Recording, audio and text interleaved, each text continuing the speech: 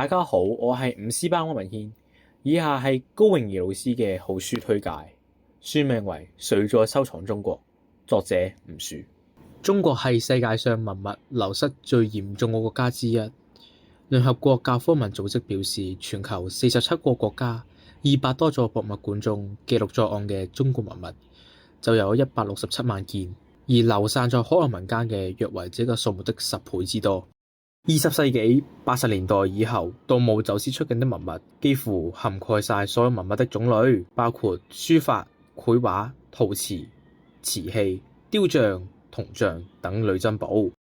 在分佈上，主要在英國、美國、法國、日本等國家。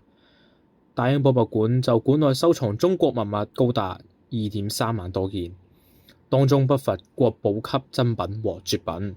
日本1000餘座大小博物館一共收藏中國歷代文物約200萬件，德國各大博物館總數為30萬件。